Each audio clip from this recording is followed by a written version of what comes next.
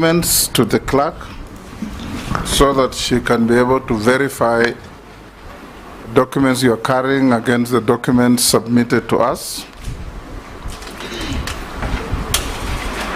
Very good.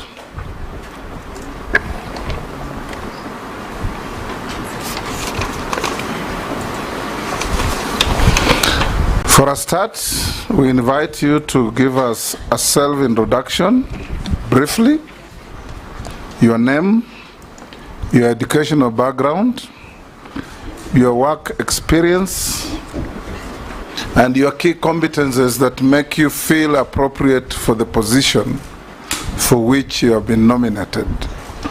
No more than 5 minutes. Thank you, Honorable Speaker, and thank you, honorable members of the Appointment Committee. I'm greatly humbled to be here today before you for my confirmation hearing, the position of CS Education. First and foremost, Honorable Speaker, I wish to thank His Excellency the President of the Republic of Kenya for finding it fit to nominate me to this position. Honorable Speaker, my name is Julius Migos Ogamba. I was born 57 years ago in Kisii County. I went to primary school in a school called Kenyoro, and thereafter I moved to a school called Homa Bay where I did my CPE exams. After that, I was called to Kabarak High School where I did my Form 4, and then I was called again back to that same school for my A-levels. Thereafter I passed, and I was called to go to the University of Nairobi to do the degree in law. Prior to that, I did a stint as an untrained teacher in Buruburu High School.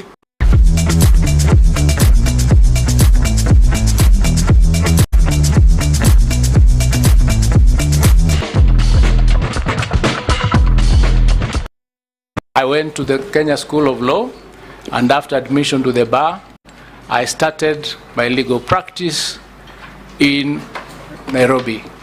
I started a law firm called Migos Ogamba and Company, and thereafter, in 1996, I took a break. I went to the University of London, where I studied a diploma in the advanced legal studies.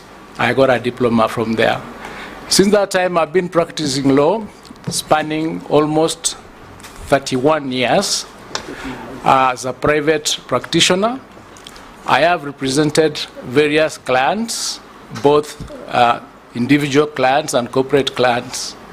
I have also had a stint in politics.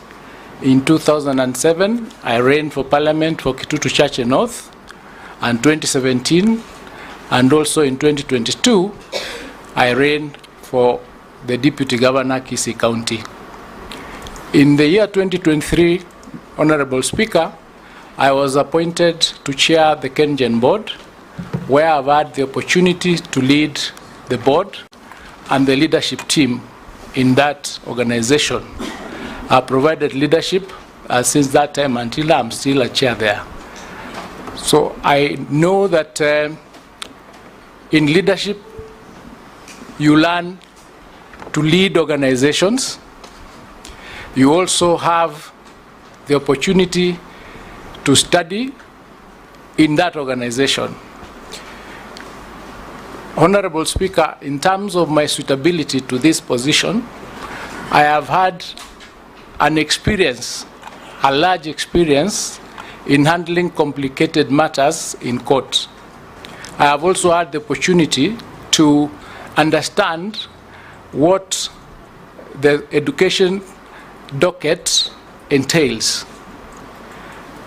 Honorable Speaker, our Constitution provides under Article 43, under Article 53, and also under Article 55 for provision of education to the children of this country. And the Ministry of Education, under the Basic Act, the Basic Education Act, and also the TVET Act, plus the Universities Act, expands that mandate so that the provisions therein are espoused and has to be undertaken by the Ministry of Education. The role of a CS, Honorable Speaker, is to ensure that those provisions, that mandate, is undertaken by offering leadership in policy and putting the team together so that they achieve the goals in that particular act. That will do. I will invite the Deputy Speaker to be the first to ask you a question. And we expect, when questions are put, to receive concise and precise answers to those questions. Mr. Ogamba, as you're well aware, many Kenyans have put in a lot of complaints relating to the competency-based curriculum, complaining about the lack of facilities, training of the teachers or sufficient teachers. If you are confirmed, what would you change? What is your analysis of the situation, and how would you handle it if you are appointed to this position? Thank you, Madam Deputy, for that question.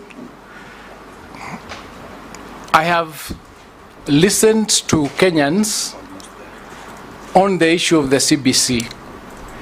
The competency, it's a competency-based curriculum that came about in order to replace the 844 system that was there before. The issues that I have identified as a challenge in the Act and as a challenge in the program are three in number. There is a problem of lack of teachers. There is also a problem of the engagement of the parents in that program. There's also the challenge of the infrastructure that is supposed to be available to ensure that the CBC is done properly. In my view, the CBC, the competency-based curriculum, is a good program that came to ensure that the children who are learning get the benefit from their talents. So therefore, what would be done is to ensure that the parents understand what is required for them to be able to assist the children when they are undertaking this CBC. Naisula. Thank you, Chairman. To the nominee, I just want to understand from you, what is your take on governments continuing good policies that exist? And why I ask that question is that our cabinet secretaries continuing with the good policies that they find there. In the education sector, we have found and we have seen in the past, every time a cabinet secretary comes in there, they think by changing policies that even are working is showing that they are working. So I want to understand what your take is on that, whether you will continue with the good policies that are working. And my second question is the whole issue of the new university funding model, whether you are aware of it, and what measures will you put in place to ensure that you communicate effectively, especially to the parents and guardians, on what the new university funding model is all about? Thank you. Thank you, Madam Naisula. The question of changing existing policies in an institution that are good is, I think, something that needs to be considered. I do not believe that as a CS, if you went to the institution and you found that there are policies that are working, you need to change them. What you need to change is what is not working. So, because government is one, and you operate on continuity, it's a perpetual succession, so to speak. So if you find that a particular policy is working well, you do not need to change it. What you need to do is change that which is not working. On your second question on effective communication, it is true that there is a challenge with effective communication because some of the policies are complicated. So when they are not unbundled sufficiently for the public to understand them, it brings a bit of a challenge. I think what is not in doubt is that the university funding that you refer to, without a doubt, is a good program. It's a good program because the initial funding that existed was a funding that was going to universities as a block. And in that sense, each and every student was getting it without relating what they are receiving to their needs. The new funding model is a model that is based on the need of the student and the costs of the program. So that if, for example, you are able to fund your education, then based on the fact that you are able to, you should not be financed by government. And in that sense, the little funds that are available go to meet the needs of those who are most vulnerable.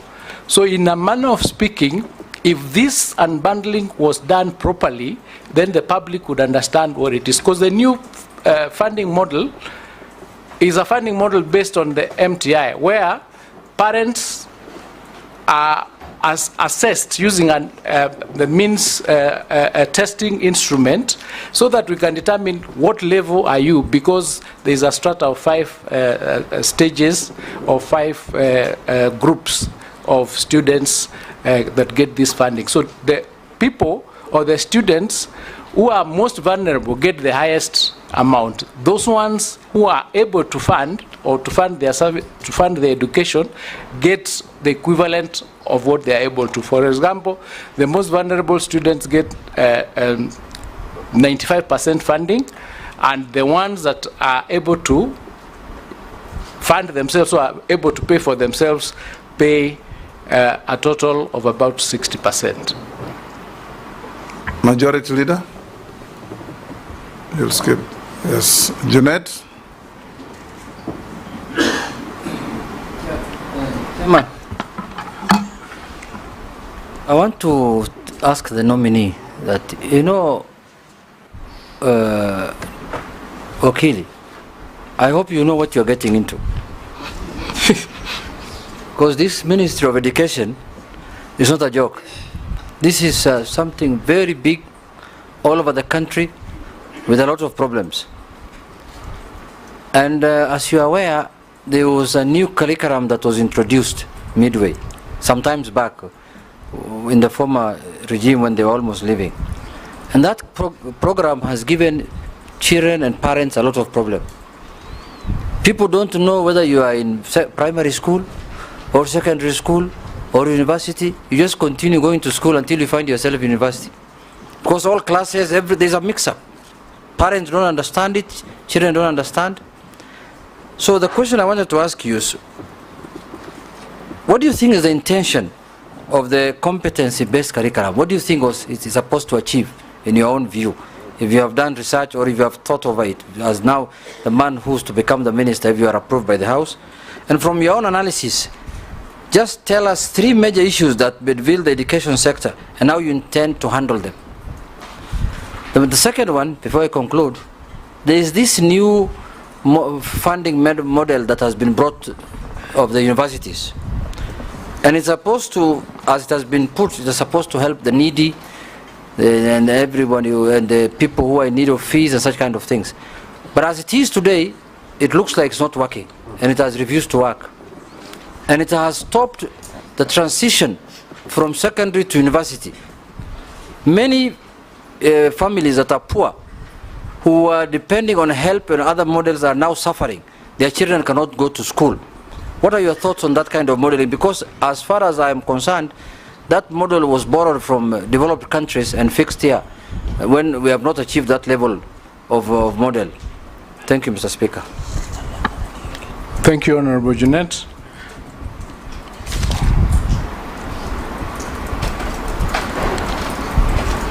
Now, the question that you ask on the 3 main problems that are bedeviling the education sector is a very important question. And in my view, First, I ask you whether you know what you're getting into. I'm coming into it. I'm coming into it, and that's why I've started with that one. Because when I thought about it, I realized that the main problem of the education sector is funding. Each and every problem that you can identify in the education sector, its root is funding. Funding in the sense that there is not sufficient money to cover all the programs and all the students in the country. So then I asked myself, just like you've asked me, do I know what I'm getting into? Is this something that I need to do to get in there? And I said, somebody has to do this job. So if you find that I'm suitable to take this position, my thoughts are the only way to solve the problem bedeviling the whole sector is to find a way of raising enough funds to ensure that the provisions of the Constitution with respect to education are covered. When I thought about it, I realized that there has not been a clear audit to find out, for instance, how many students do we have who need resources? How many funds do we have that cover these students? How many organizations are giving various assistance to these children? How many people are contributing every day towards the school fees of these children in the country? In other words, how much money is the whole country spending on education? So that we can come up to a decision on how that money can be harnessed in order to service the education sector and ensure that all the children in the country are actually get free education as stipulated in the Constitution. So I said I would take up the challenge and work with all the stakeholders to find a solution to the funding problem. The second problem that I realized needs to be tackled is there are a lot of good policies and good laws in the education sector. But I realized that perhaps we are not adhering to those particular policies. What do I mean? I mean there is nothing in the education sector that is not provided for, but people are not obeying, or they are not faithful to those policies. So we have a problem of implementation of those policies, hence the need to find a way of ensuring that implementation is up to date. The question of the new curriculum-based, the competency-based curriculum that came about, it actually started in 2012. The 844 system came to replace the 844 system, which was basically exam-based. Exam-based in the sense that you have children doing exams. When they don't pass, the ones who pass go to university or to colleges. The ones who don't pass lose their way in the middle. So it became necessary to come up with a competency-based curriculum that recognizes the competencies and the talents of the other children who may not be as good as in the exams. That is why it is a program that will help, that carries every child along.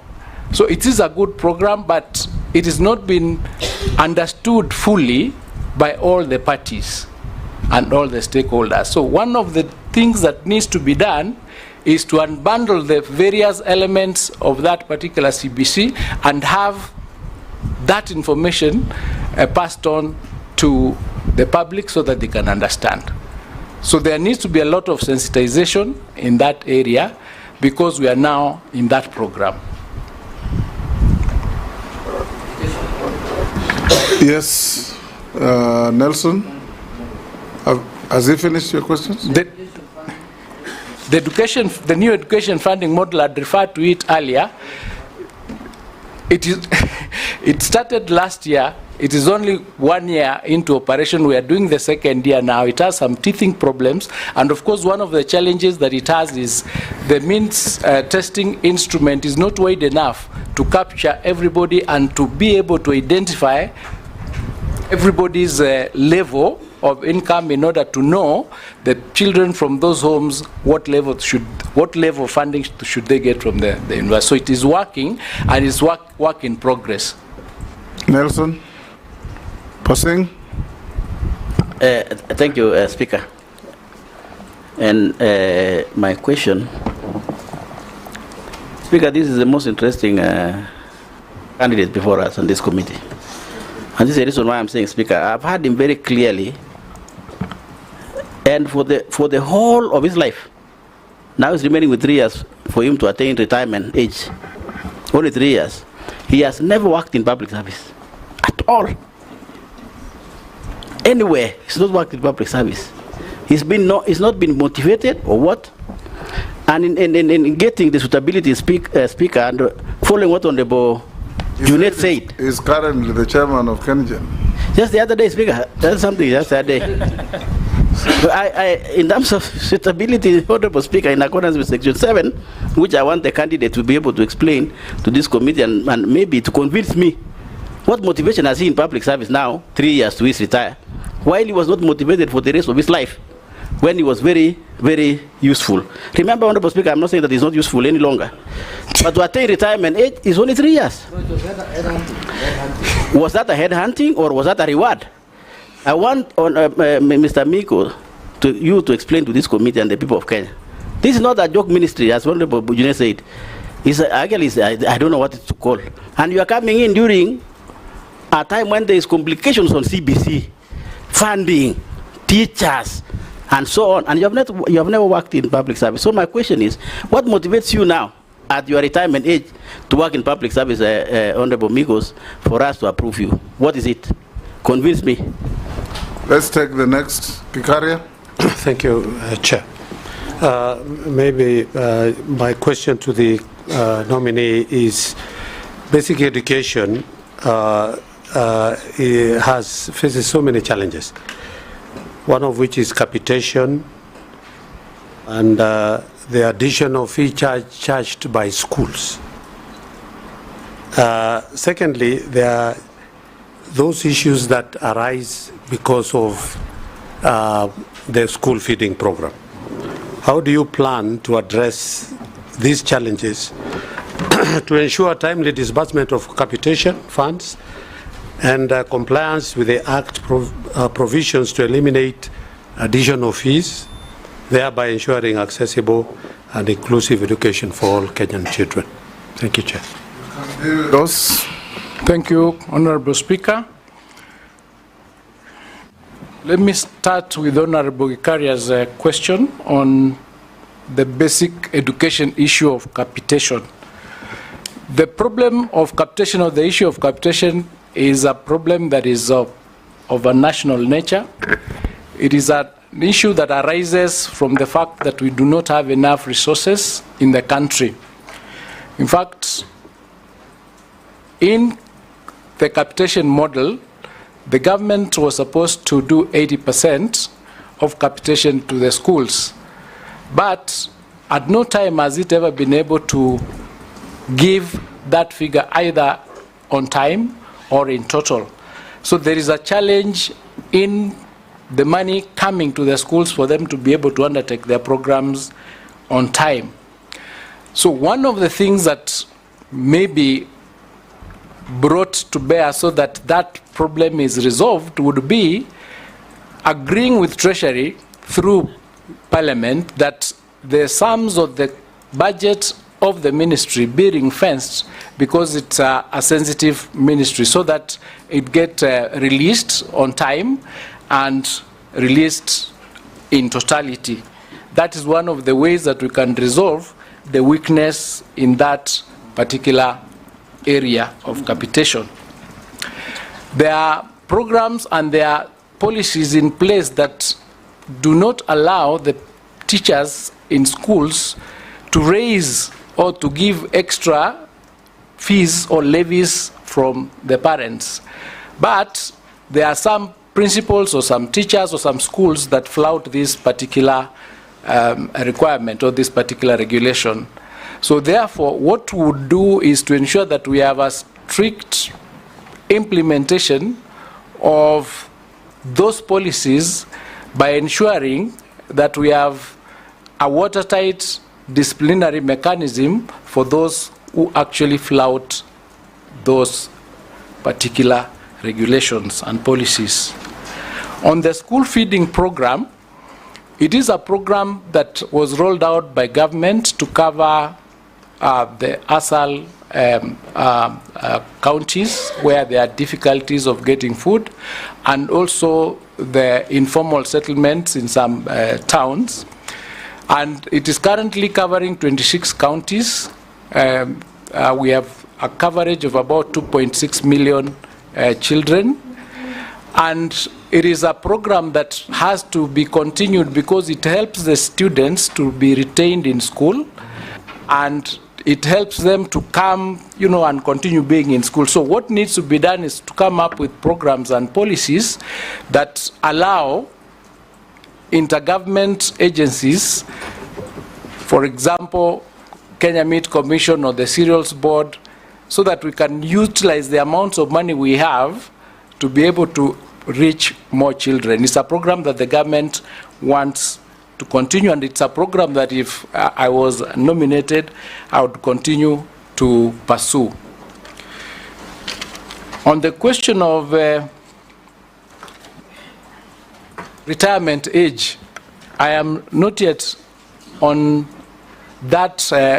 It's irrelevant. There's no age limit for a minister. There's no age limit. Mary? Thank you, Chairman. I want to pick up from where... Honorable Speaker. Yes, that question of age was building my question. And I was asking, what is his motivation in joining public service? Yeah, let me answer about motivation, but not age. Yes. But nobody There's asked no about... age limit provided in exactly, any law. Honorable Speaker, but I'm also aware. On being a minister. That is true, Honorable Speaker, and I don't know whether you got my... You say he has never worked in public service. So I was What is motivating him at this age to accept to be appointed? Exactly. Okay. Yes, thank you for that question. Let me just say that the job that I've been doing as an advocate and working in this country, I have also represented public institutions, so that it can't be argued that because I was in private practice, I have not had any motivation to work for the public. I've also done pro bono work for a lot of public institutions. As I indicated earlier, I've also doubled up in politics, running for parliament, and it's because I wanted to be or to work in the public sector and to assist a lot of the things that I see happening. So it's not true that I have no motivation to work in the public sector. And as I said, I'm currently the chairman of KenGen. We have done a lot of public programs. We've been able to resolve a lot of the issues that were there pending, ensuring that for the last 1 year, our plants have been 95% available, meaning we've been able to produce electricity at that level without it going below 90%, meaning I've been actually doing some work for the public. Mary? Thank you, Chairman. My question to the nominee is on free and compulsory basic education. The Act provides clearly that every child, up to 11, should have free compulsory basic education. And Section 28(2) mandates the Cabinet Secretary, in consultation with the National Education Board, to ensure the establishment of all learning institutions, be it the primary, the secondary, special needs, name them. But despite all these provisions, the Kenyan parent is still waiting to see this provision coming into fruition. I want to ask the nominee, What are you going to do? Because today, even the free JSS, today parents are being charged more money than even the Form 1s. All communication circulars from the ministry have been disregarded. What are you going to do? And we're receiving concerns from Kenyans telling us how we are splashing money at all levels by various institutions, NGCDF, county government, I don't know, there's presidential bursary. There are so many bursaries. What are your thoughts towards probably seeing how those funds are harnessed to ensure that we provide free, compulsory basic education to Kenyans? Thank you. Thank you. Daud. Thank you, Mr. Speaker. Mr. Speaker, the nominee has talked about CBC. If he is confirmed, grade 9 is just round the corner. And he is aware, he has said the funds are not there, they are not adequate. So what would be his position when we get to January next year?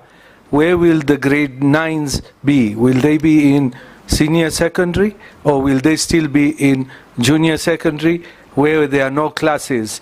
Because there are no JSS teachers, there are no interns for that matter. Secondly, there is a problem of all schools which retain exam slips, which there have been many circulars from all the ministers who have been there that they should not be retained. What is your thought on that? And the last one is special needs schools. They have been ignored completely by the Ministry of Education. If you are confirmed, what are you going to do about the special needs schools? Deal with those two. Thank you. Thank you, Honorable Speaker. I'll start with the question on the parents being charged a lot of money by various institutions beyond what is indicated in the various circulars from the ministry. Honorable Speaker, the problem, as I understand it, is a problem that arises out of the Constitution with the formation of the the independent constitutional body called TSC. In the Constitution, TSC is in charge of all the teachers, and it handles including the discipline of the teachers. Now, what then happens is the Ministry of Education is in charge of releasing funds to schools, and when those funds are not used properly, or when the teachers do not follow the circulars, the Ministry of Education doesn't have power to discipline those teachers. They have to go through, they have to prepare a report, go through TSC to give that punishment. So what has happened, because of the reforms that are taking place, there are consultations where we are supposed to work together, and what has come up is to agree with TSC so that with respect to principals, the Ministry of Education becomes an agent of TSC with respect to handling those aspects, especially where they do not follow the circulars from the ministry. So there are regulations that are being discussed as we speak, and once it is agreed, that then would be a problem of the past, because once an audit is done and it is found that a teacher has not done what he was supposed to do, then it is possible for the ministry to take action against that teacher directly without going through TSC. Then the question from Honorable Dawood, there were three. I will deal with the issue of retention of certificates, which has been a problem that has been there throughout, I think, the educational lifespan of Kenya. As I understand it, the schools are only agents of the National Examination Council with respect to certificates, so they are not supposed to retain the certificates. But there is a problem, and the problem is the retention of the certificates is because of non-clearance of fees, for example. So there is need to balance the question of the school needing its fees and the student requiring to have its certificate. So it is something that if you found that I'm fit to take up this position, would have to look into it, find out how far those discussions are, because they've been going on, and then we pick it up from there. Because I believe if it is a question of schools having pending bills vis-a-vis the pending school fees that the children have not paid, maybe we can have an audit and know the exact amount and do one block application either to Treasury through Parliament, so that this is paid off and then the children can get their certificate. So there is a possibility that there is a way that can be resolved if we come together and discuss it and see how best that problem can be resolved, because we have to get a balance. The special needs schools, under the capitation model, they do get an amount that is slightly higher than the normal schools. There are also programs and policies that require that, for example, where they need facilities, their allocation is supposed to be slightly higher. But because of lack of resources, it has become difficult to meet all their requirements. What then would be the solution to it is to come up with other programs or other thoughts where maybe we'll get partners to partner with them, so that we can be able to handle the other extra requirements as an institution. But it is not something that I can here and now make a decision on what will be done, but I know that it is a problem that needs to be handled. Some of the children that have disabilities and other challenges are also in the normal schools, and they're integrated in those schools. But the programs or the provisions that require those schools to have the special, sort of the special needs, like ramps in those schools, some of them have not been done.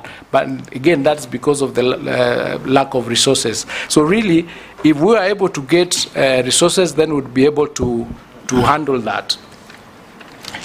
On the question that he asked, Honorable Daud asked about the junior school, where it will be domiciled, I think the Presidential Task Force went through public participation, and they made a recommendation that the junior school needs to be domiciled in the current primary schools, so that and the reasons were two mainly. The first reason was because it is going to be cost effective, because we have an extra 2 classes that is standard 7 and 8, and then the other one was the issue of cost to the parents, where they felt that if they were to move to secondary school, they'll need to pay more for those uniforms and such other things. There was also the question of age, because it was felt that these children are much younger, and if they went to join their older brothers in high school, there might be a challenge there. So there is a decision that has already been reached that these schools, these children, this year 9 will be domiciled in. There's a point of order here from the Deputy Speaker. Yes. No, I'm saying when you say the age, you say it very lightly, because the age is a 10-year-old going to be able to be mixed with, children of the other gender and who are 18. There's a likelihood of sexual abuse. Yes, that is the reason. Yeah, so make sure that that's very passionate about. It was a well thought out decision, because of those challenges where the older boys would perhaps, I wouldn't know, but they would perhaps end up molesting the younger boys, and that brings other challenges. Point of order. But Mr. Speaker, the ones who would be in grade 9 would be the same age the Form 1s were before. So there are no 10-year-olds to go to grade 9. But what I am asking the nominee, grade 9, they do not have the classes in the junior secondary schools or the primary schools. Where if you are confirmed, and it's only 3-4 months left, if you are confirmed, where are you going to take those grade 9s? And we do not even have labs in the primary schools or JSS. So where are you going to take them? It's only 3-4 months remaining. We need to think about it. Very quickly, while in the high schools, we will have empty 2 classes and a laboratory or 2 which are full there. So I don't know what we will use those classrooms for while we don't have them in the primary schools. Yeah, I was actually coming to that. Thank you for those interjections. When the decision was reached that grade 9 or the junior school will be domiciled in primary schools. Migos, Yes. you are answering questions as if you are a minister in office, defending a position. You are a nominee minister. The questions being put to you is for you to tell this committee whether what they're asking you, the vetting members, whether what they're asking you is okay with you, or you will institute changes, and in your view, what you will do if you become the minister. Because you are now talking as if you are defending a position you already hold, which is not the case. Thank you for that guidance. My personal position is the decision to have the junior school domiciled in the primary school is the correct one. And it is a position that if you found it fit for me to become minister, I would enforce. And how would I do that?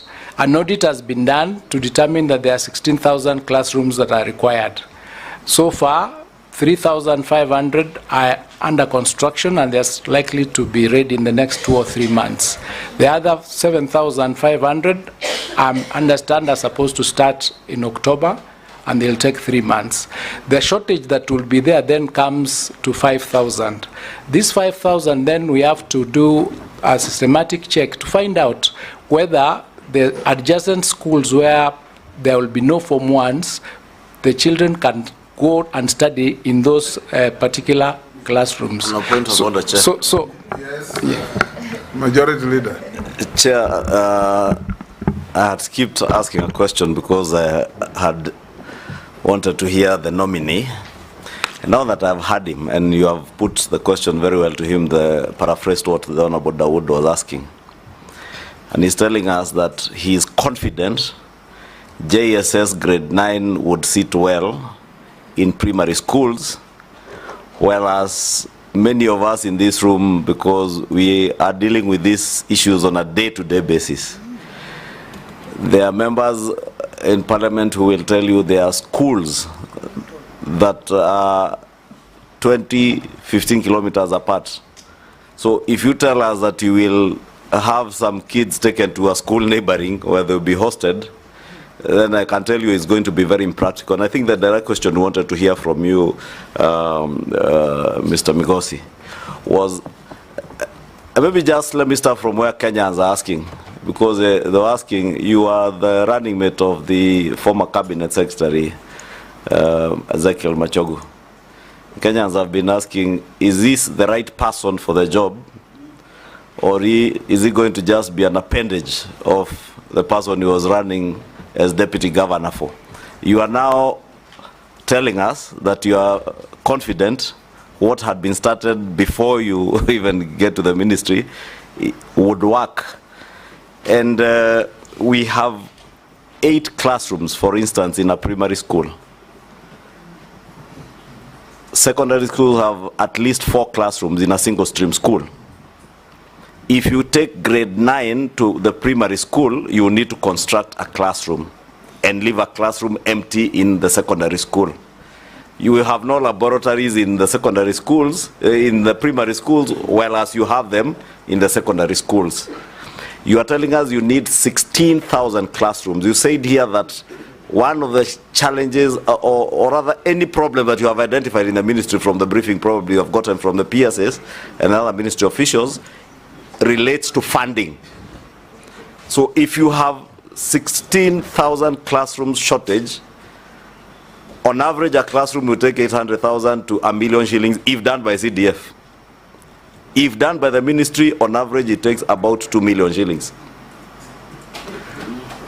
So are you telling us you will, within the next 5-6 months before January, to be able to accommodate grade 9 in primary schools, be in a position to raise, is that almost 32 billion shillings for building of classrooms?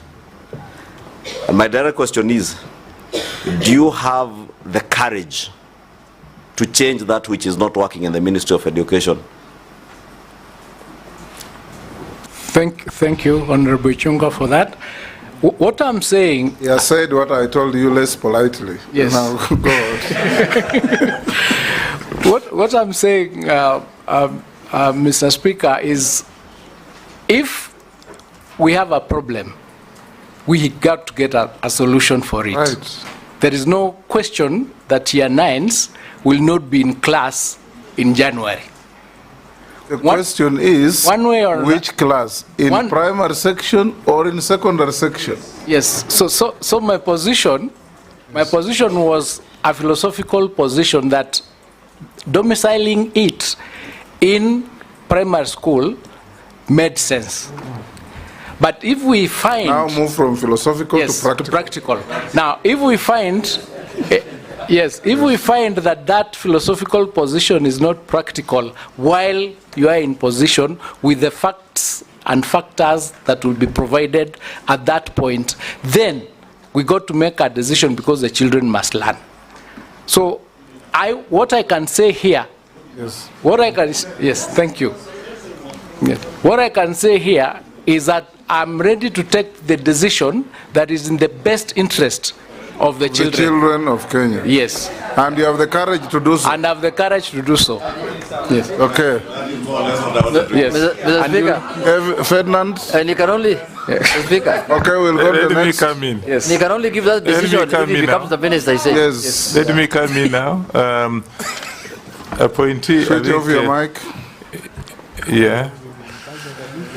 So I just want to ask you a very specific question, which I've also I'm going through at my constituency and I hope elsewhere as well. This is on the learner with disability. Learners with disability in this country are facing a lot of problems.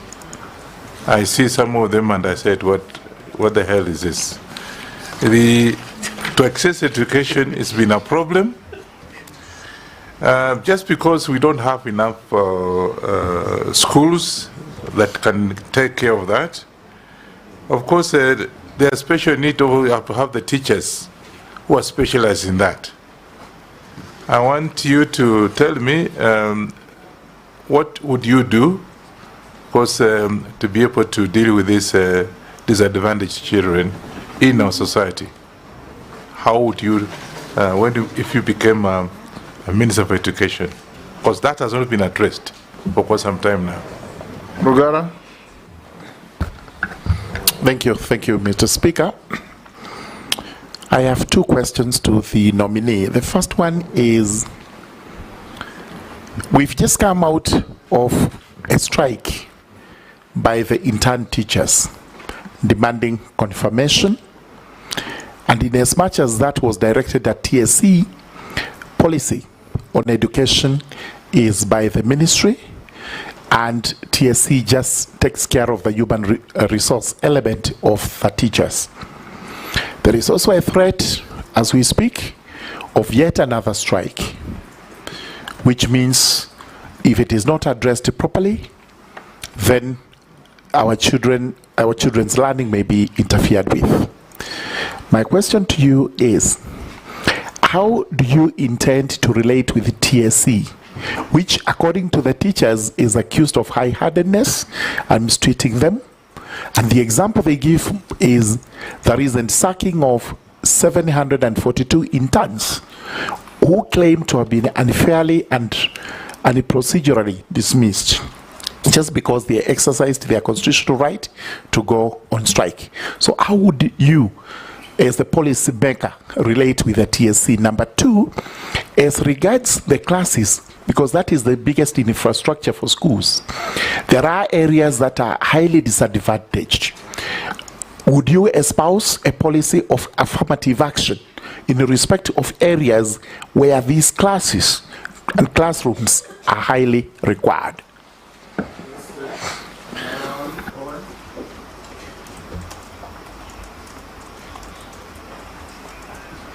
Thank you very much, Speaker. Speaker, I would like to ask the nominee for education the following question. The Minister of Education disburses school capitation, where each child is supposed to get 1,420 for primary and around 15,000 for per annum for junior secondary school.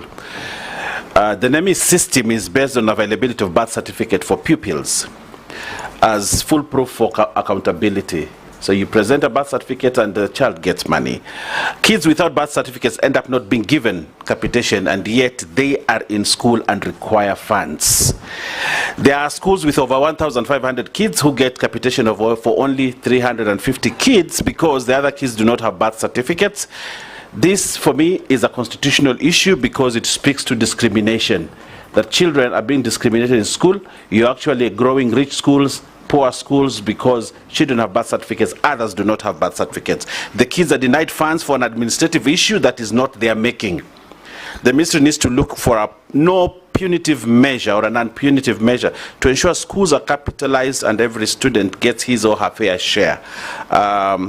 This has resulted to poor schools and rich schools. All schools must get capitation based on all kids in school and not only kids with birth certificates. That's the background I'm trying to lay there. Nominee, I want to ask you this. How will you stop this discrimination if you are approved as a Cabinet Secretary for Education? Secondly, how will you improve on NEMIS to ensure there's no corruption, that it captures all kids without necessarily having a birth, whether the child has a birth certificate or not? The birth certificate is supposed to get funding. I suffer that because I come from a community traditionally that has never looked for birth certificates when children are born, and therefore my schools get a quarter of the capitation they're supposed to get. And this spreads in northeastern Kenya, in other places where birth certificates has not been really a significant thing. How will you handle this, nominee? Thank you. You can deal with those three.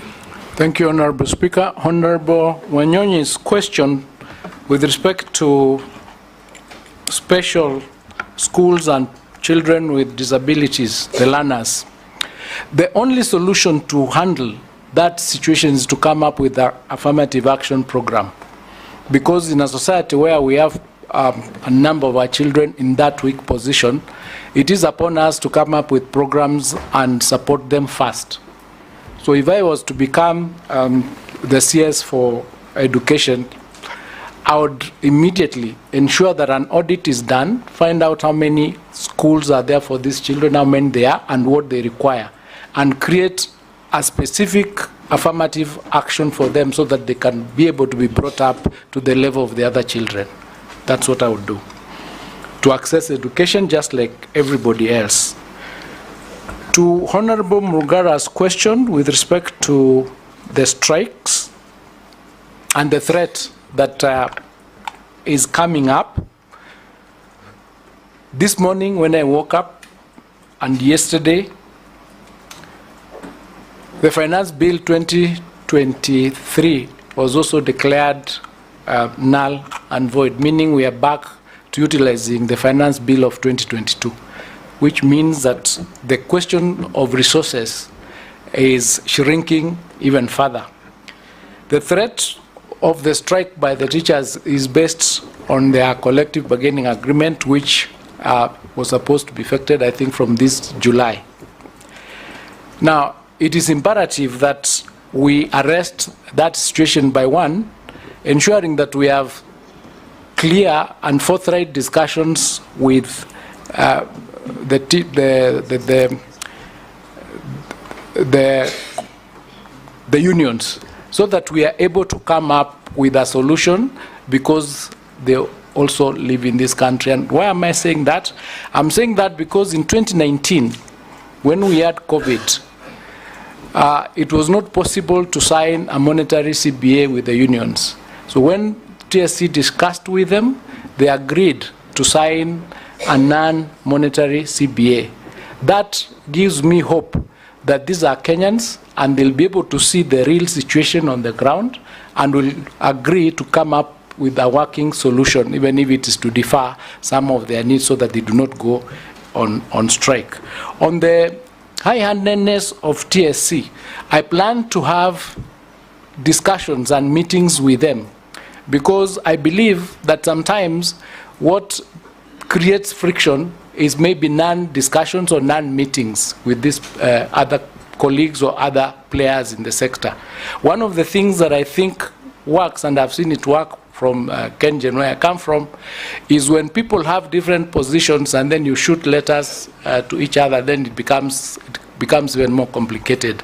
If we were to have the issues reduced and then we sit together, we will be able to find out what is the problem, what is the reason why they are not following or they are not adhering to the circulars that are being issued. The reason is because all of us, the Ministry of Education, the TSC, the unions, the associations, the stakeholders, the sponsors, the religious sponsors, all of us are working for the children of Kenya. So if the interest is that of the children, we should be able to get a solution to whatever problem that we face if we discuss it openly. With respect to disadvantaged areas where we need to ensure that the children have their particular classes, it is a problem that needs to be solved. And one of the ways this can be done is by partnering with other organizations. For instance, you would work with organizations to build affordable classes from which then we could lease and pay them in installments. So we could look at the situation the way it is and come up with affirmative action to ensure that those classes are there, because those children will be disadvantaged if we don't organize for them to have the classes to be able to study. Honorable Owen, the question on the children not being captured in NEMIS. It is true. The NEMIS tool is based on the birth certificates. And where there is no birth certificate, the children are not captured. If they are not captured, then they don't get the capitation. So it is straight away a discrimination on those children, because the Constitution under Article 53 does not say the children that are supposed to be funded have to have a birth certificate. It just says the children of Kenya must get their education. So what has happened after that, I think problem was raised with the ministry. A group or a team was formed, and they have undertaken a physical census, a 50-day physical census of the children in the country, and that exercise is ending tomorrow. Once that is done, those children will be fed into the system. In the meantime, the NEMIS is not comprehensive enough. So there's a proposal to come up with a larger ICT program, which we are calling KEMIS, the Kenya Education National Management Information System, whereby it will capture not only the children from birth or from entering school, but it will capture everything else. There'll be, what do you call them? You call them modules inside there that capture everything relating to the student, so that you are given a number when you enter school and you stay with this number until you get employed. So that if you go to a particular school, it will show you've gone to this school. If you graduate, it will show you graduated with this degree. So until the time you get employed, then you can change the numbers at that point. This also helps us resolve the issue of certificates, or fake certificates as are known in this country. So that problem is being addressed, and it's a genuine problem, and I believe it is something that if I became CS, I would follow personally to ensure it is done. Yes, as Honorable Mbui comes on, Nominee, would you consider when on dealing with Owen Bayer's issue, would it not be prudent for you to engage the registrar of births and deaths to go around schools and issue certificates, birth certificates to children, especially in disadvantaged areas? That is correct, Mr. Speaker, because once this exercise ends tomorrow and we have the report showing which schools or which students do not have birth certificates, then we can engage them to go and issue those birth certificates. It's a possibility. Robert Mbui. Yeah, thank you, Mr. Speaker. Dr. Migos, you know, the issue of capitation is normally very low based on the amounts that are given and constantly delayed. How do you feel that you deal with this issue? Then there's also the reference all the time to free primary education, free secondary education, yet we are aware that parents have to pay for teachers that are paid for by parents under BOM, and also we have constant, every time we have exams, the parents have to pay for them, co-curricular activities, parents have to pay for them, so the uniforms, parents have to pay. So will you consider dropping this misleading term of free education from Kenyan education sector, or will you make it really free? And finally, the Basic Education Act is very clear that no child should be sent away from school for whatever reason. But this is constantly happening, because if you go to all our rural areas, you find children walking back home during the day for small amounts of money, 10, 20, 30, 40, 50 shillings, 100 shillings. What will you do to deal with this menace? Thank you, Speaker. Mine is nominee. How will you propose to enhance teachers' training, teachers' evaluation and monitoring, teachers' accountability and professional development to enhance quality education in Kenya?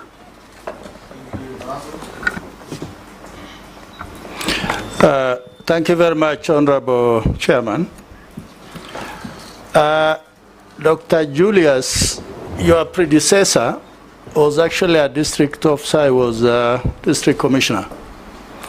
So he has a fairly feel of the different parts of this country, including the most rural and marginalized areas.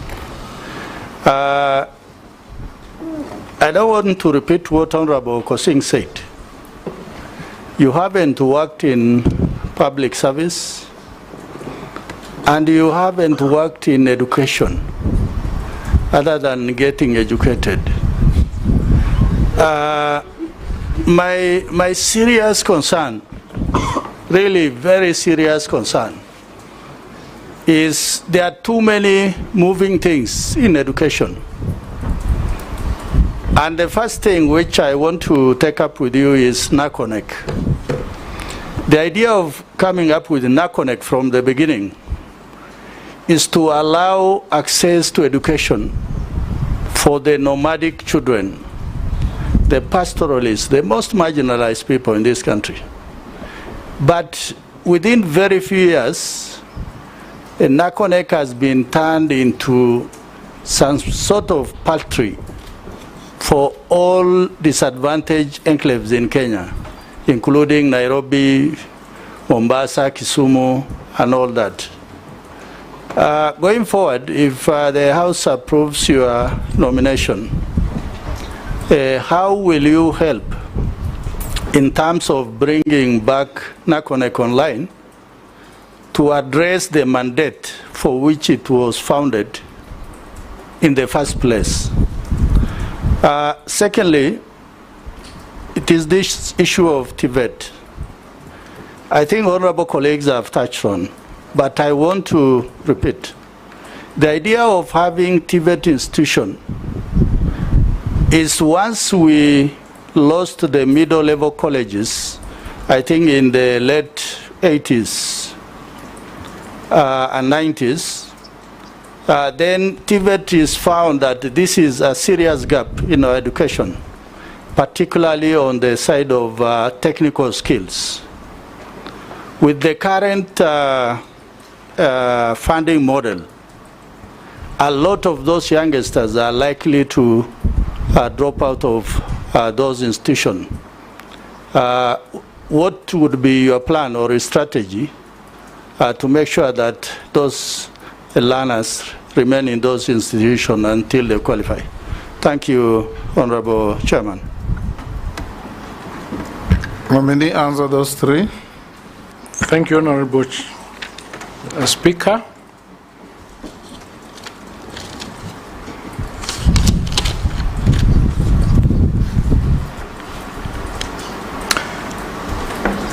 I'll start with the Honorable Mbui's question on the low capitation.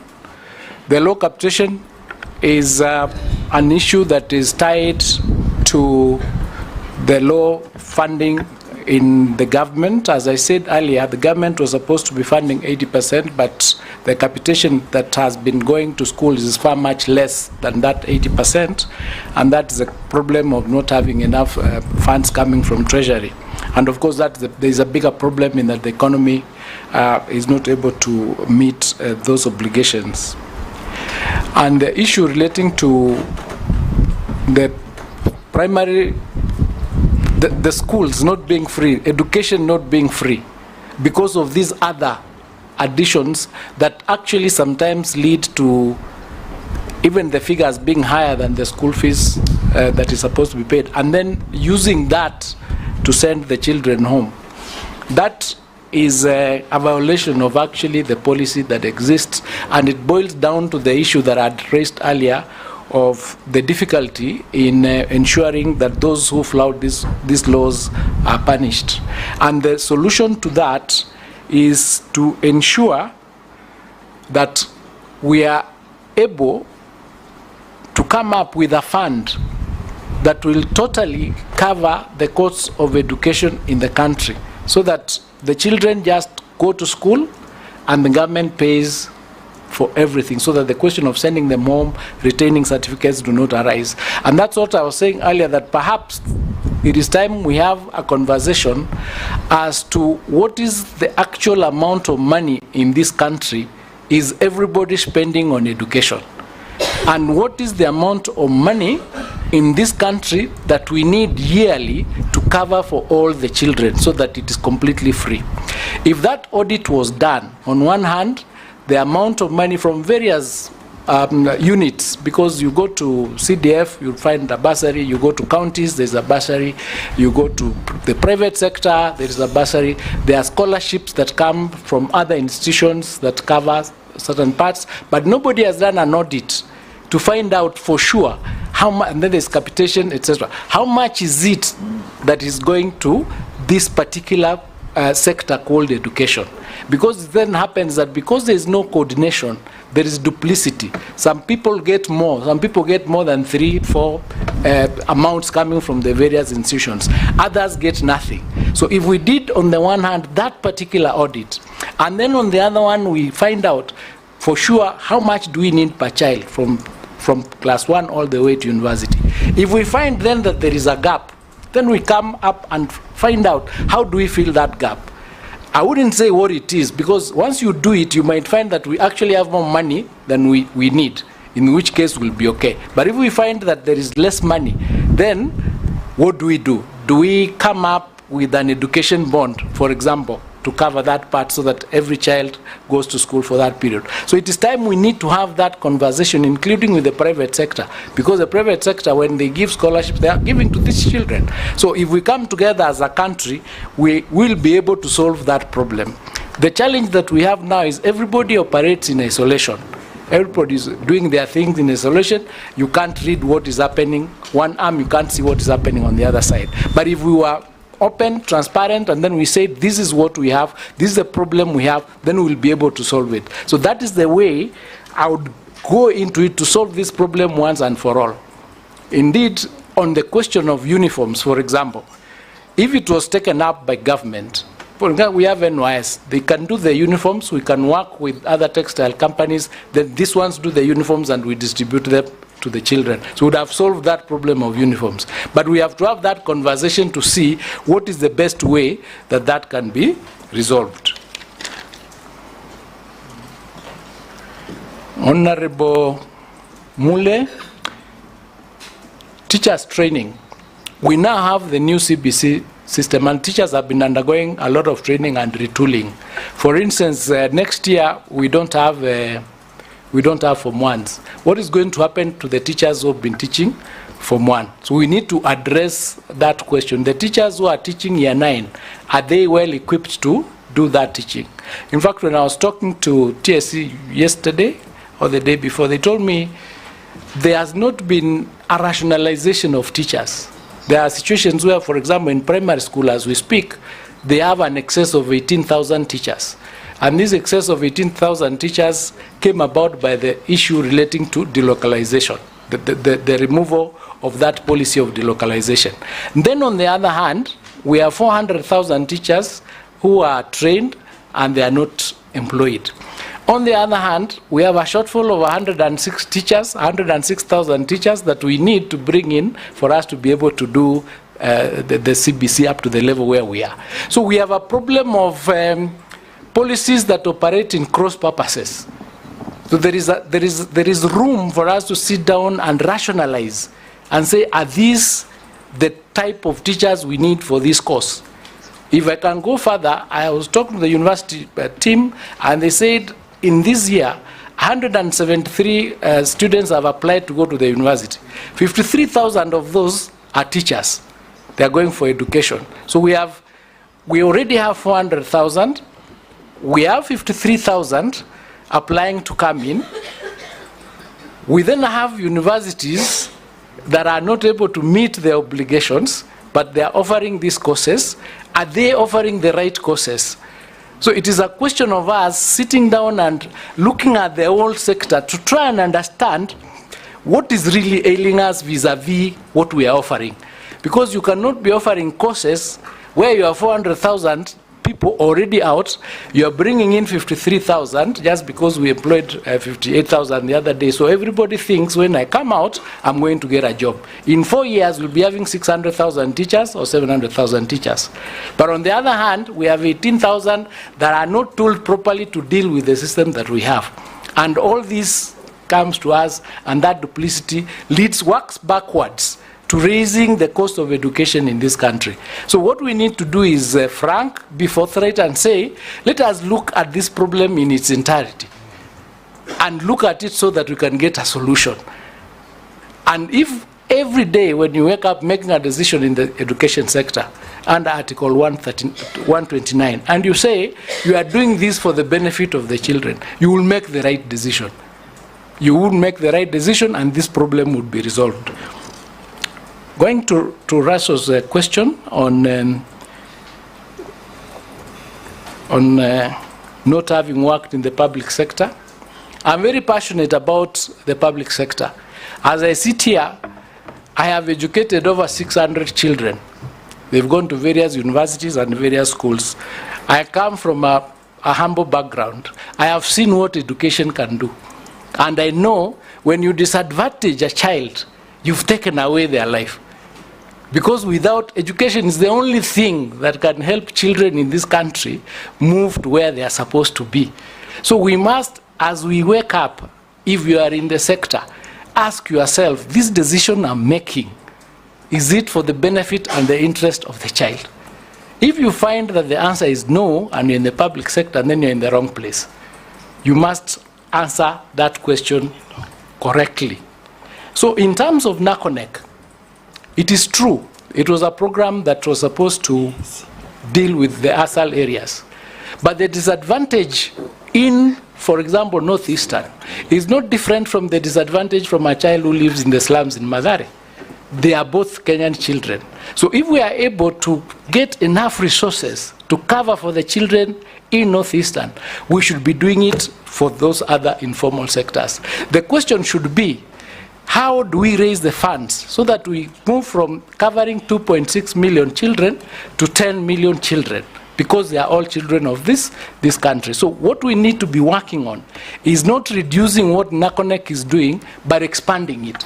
Is not reducing what the school feeding program is doing, but expanding it. Because with that expansion, you know, somebody who is hungry in Northeastern is the same hunger that somebody suffers in another place. So we just need to accept that we are all Kenyans and we need to resolve the problems that we have in the best way possible. So if I was to become nominee, I would expand NACONEC.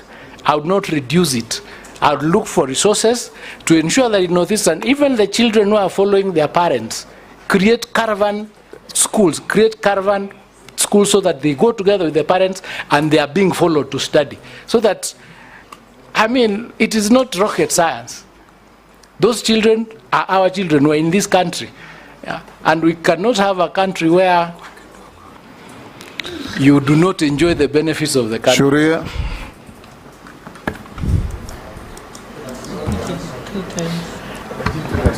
Oh, he has not answered the question on TVET. On TVET. TVET. Yes. Yes, thank you. Thank you for reminding me. Concise and precise. The TVET is a very important program. The TVETs are being constructed in all the 290 constituencies. We have done, or they have done 252. I think there are 52 remaining. And what I would do for TVET is create the TVET colleges in the country and isolate a few to become centers of excellence.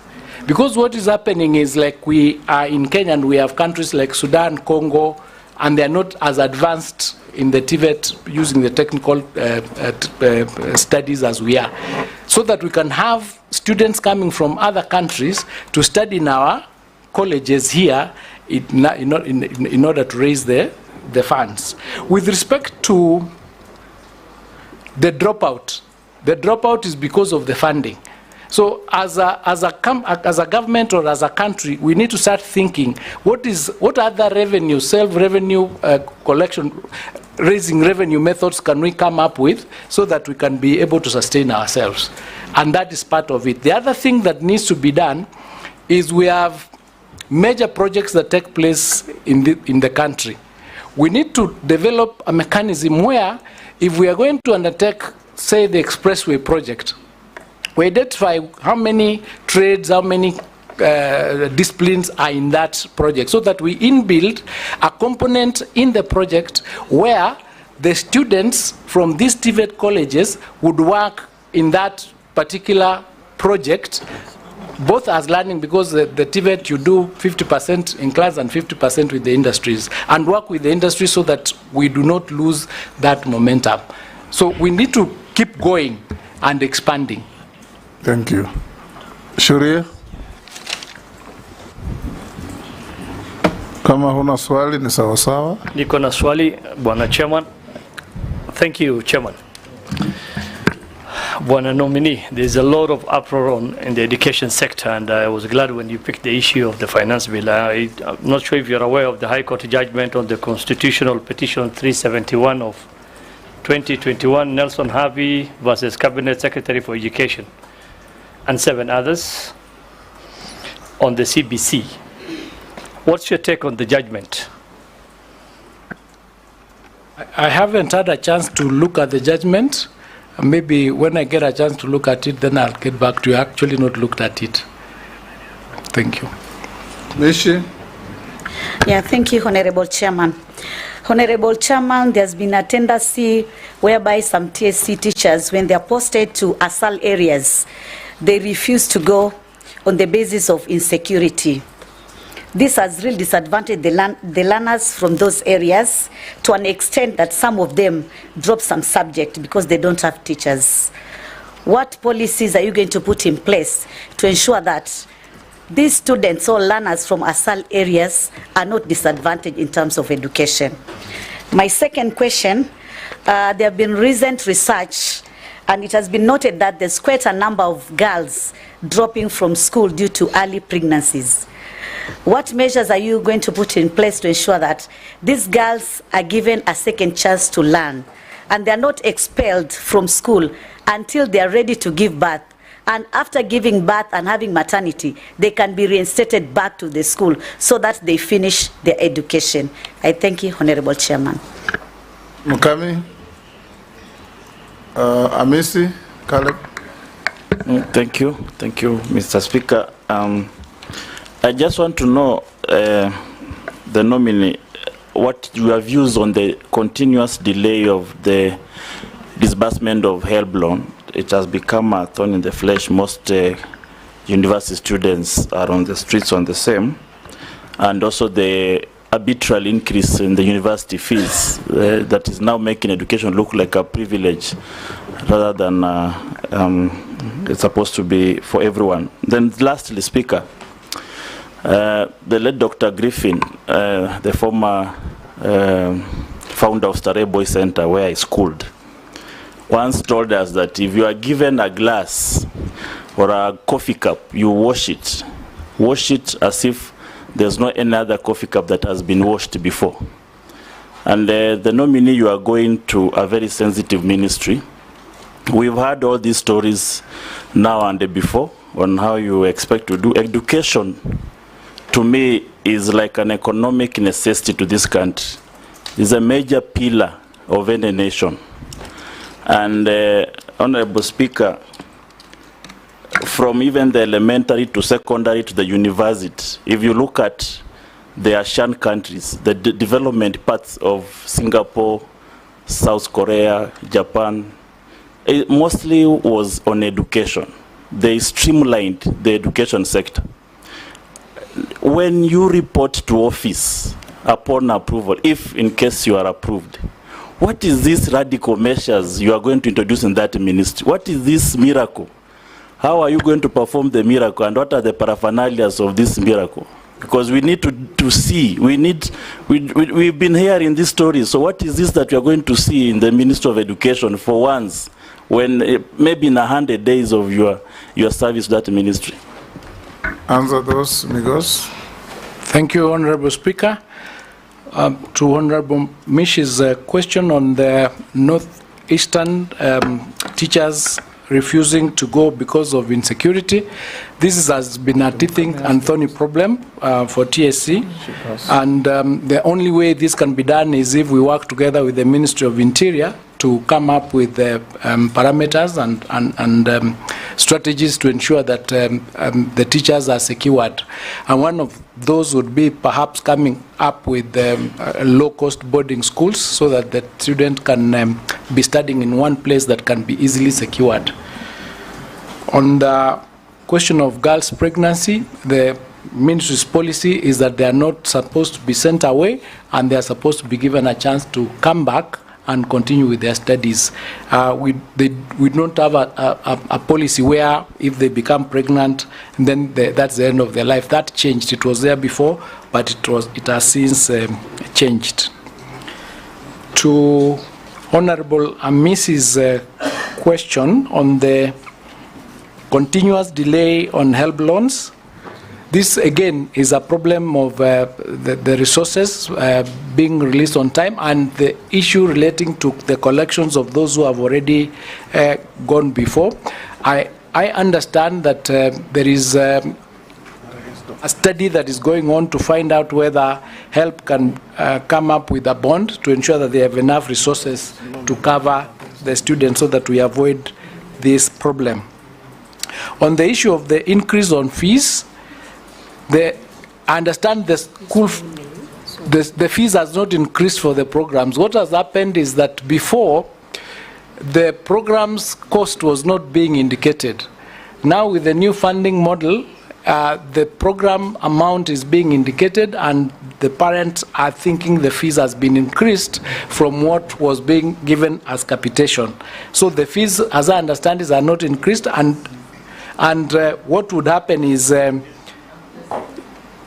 under the new funding model, the student is still getting funded through the scholarship and help as to ensure that they are not paying more than they were supposed to be paying before. On the question of what I would do...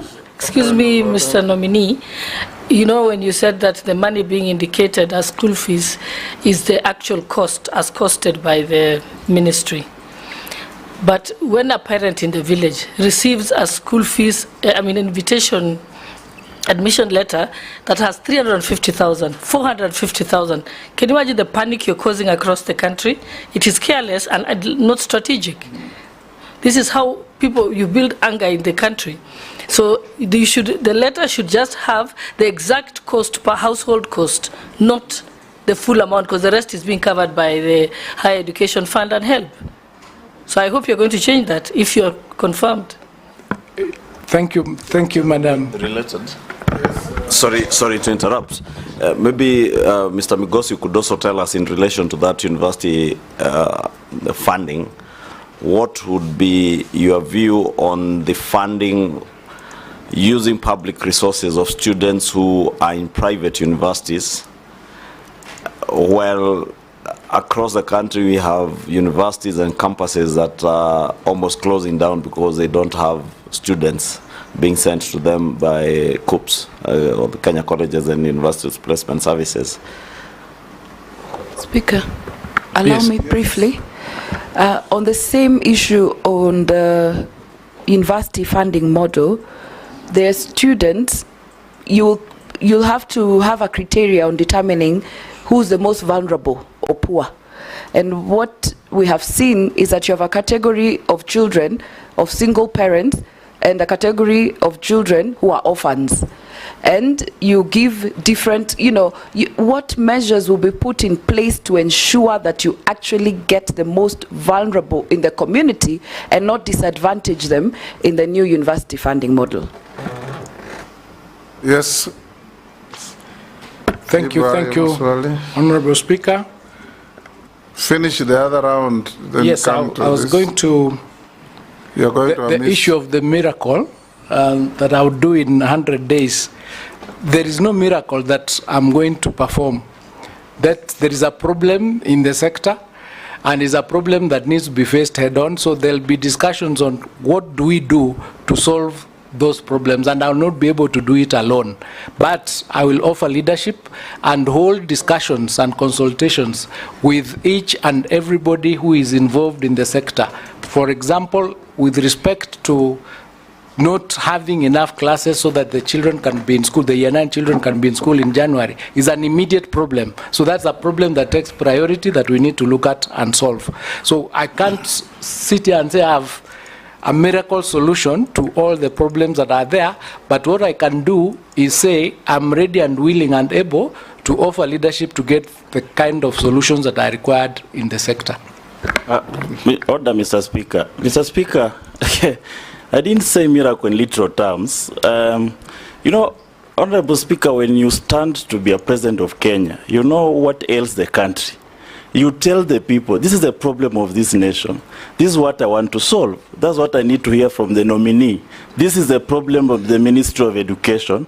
This is how I intended to solve. You can't say, I will get there and consult. What are you consulting on? On what? Migos, yes. Waswahili wanasema kila shetani na mbuyu wake. Thank you, Honorable. What I can say is the challenge, as I said earlier, is a question of funding. So when I get to office, if you sit fit to approve my nomination, I see a solution in this way.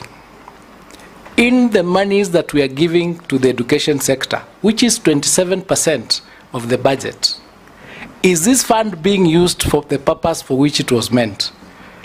The UNESCO recommendation is that any country should spend not more than 20% of its budget in education. So we are spending 27%. We are already above by 7%. It is not going to be possible to get probably more funding from the central government. So the solution must be... You are told Migos by Emase and somebody else, duplex applications of public resources. Yes. Take the issue of bursaries. The MCA is giving bursary. The Member of Parliament is giving bursary. The Women Rep is giving bursary. The Governor is giving bursary. Your ministry is giving bursary. Banks are giving scholarships. And many other organizations. Apart from the banks, all the others are drawing money from the same source. And sometimes you find fraudulent activities where one child gets a bursary from each of those giving bursaries. How are you going to reform the bursary scheme that will largely contribute in saving probably even 10 billion shillings. Yes, Chair. Honorable. Chair. We also have TVET and also the technical schools doing the same thing. Yes, I do. So as I had indicated earlier, because we've not done an audit of how many amounts of how much money is being used for this particular sector, that is the first thing I would commission, an audit to find out how much money is out here for the... And you have the courage to dismantle these cartels? I do, Mr. Chairman. Yes. You are asked by Jeanette. Yes, I'm going. You know what you are walking into. Yes, I understand that. I understand that there are cartels and other people, but we come at this time, at a critical time when there is a crisis. Using this crisis, it is very possible to dismantle the cartels because with the support, the political support, the parliamentary support, and the support from the public. If we say today that we know you've been doing the wrong thing, we will report you.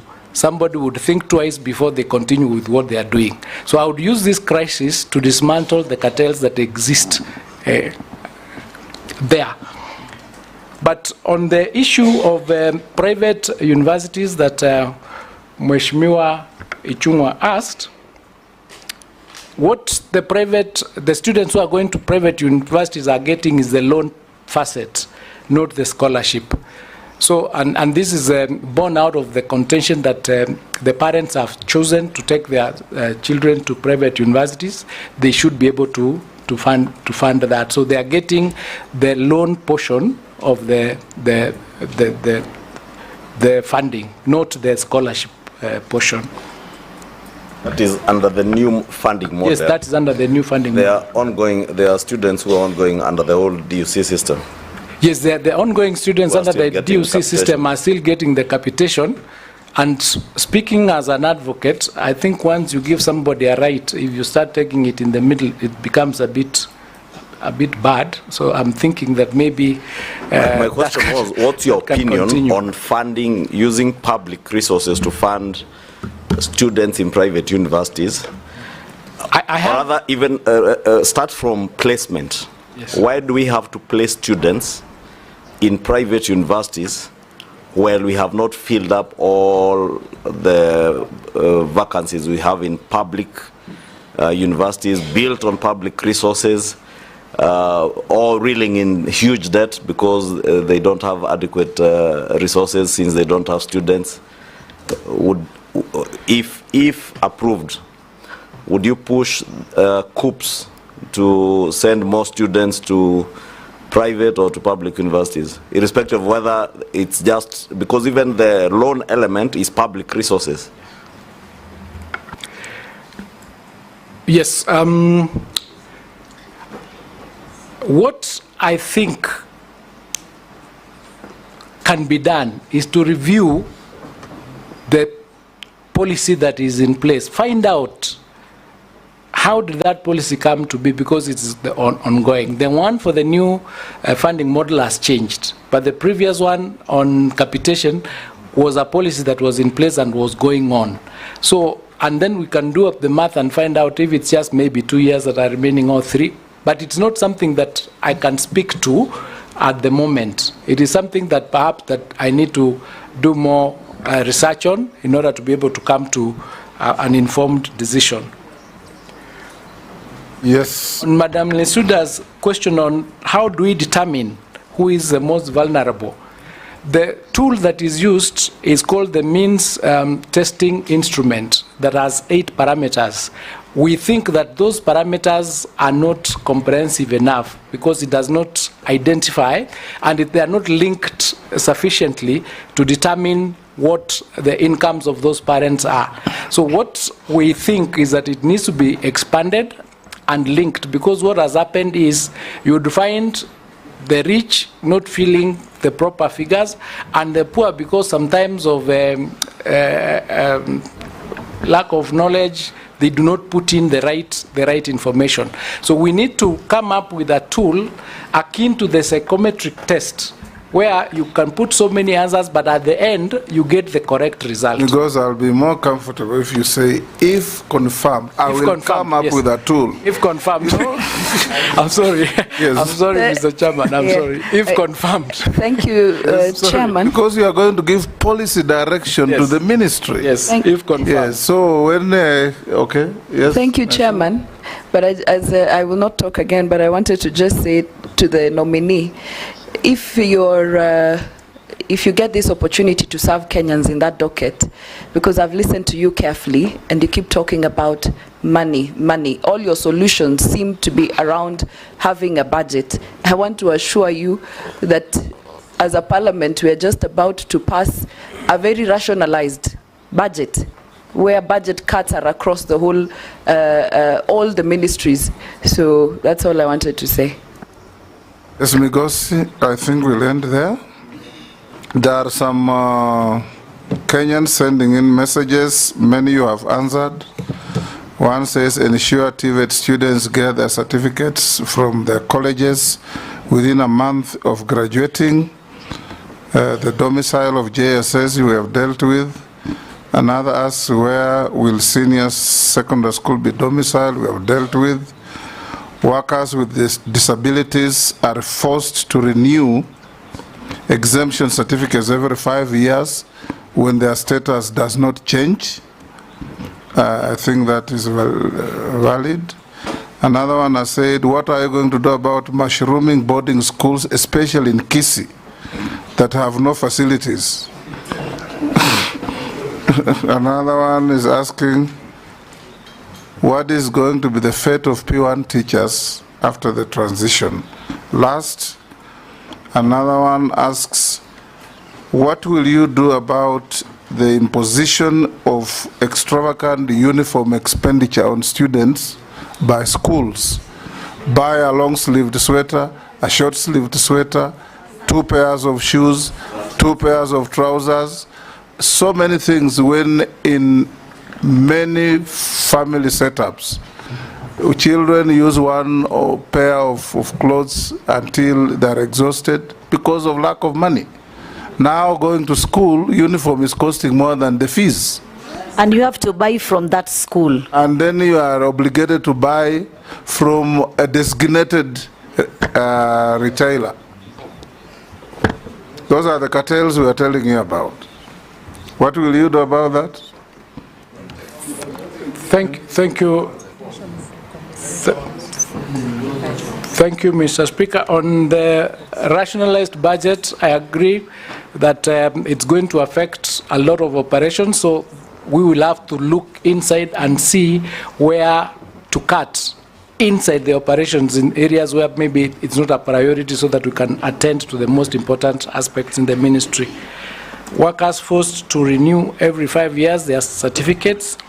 That, I think, is a question that needs to be taken up with the organization that deals with this, the relevant ministry, so that we can work together and maybe have that particular requirement removed because the person's position does not change.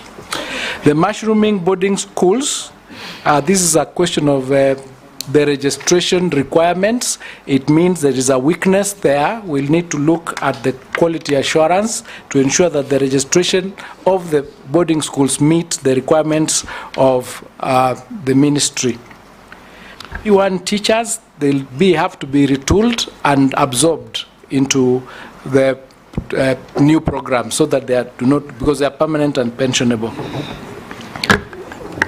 Let's end there. Let me now ask you a few questions. Do you hold any leadership in any political party? No, Chairman.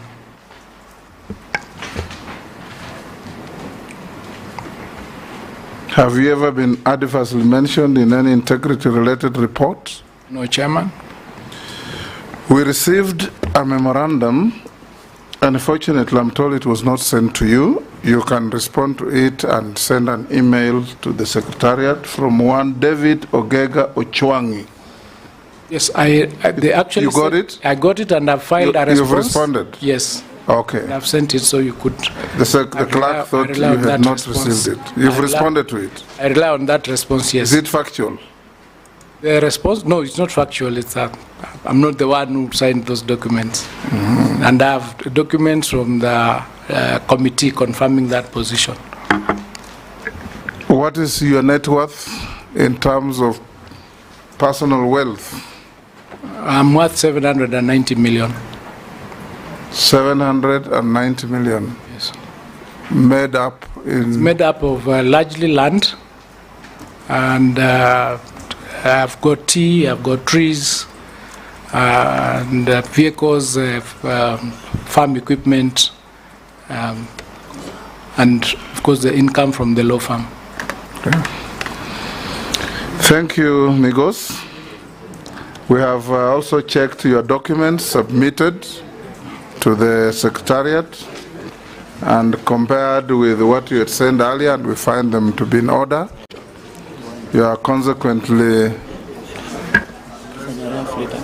held. You are released to go. I want to thank you, Chairman, for this opportunity and honorable members. And I want to also thank the many Kenyans who sent me messages of goodwill.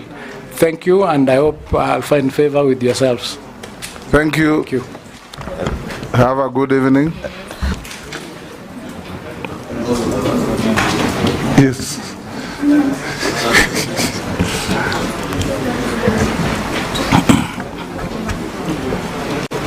Peter Trop. Do you want to pass here? Yes. Do you need any health break? 5 minutes. 5 minutes.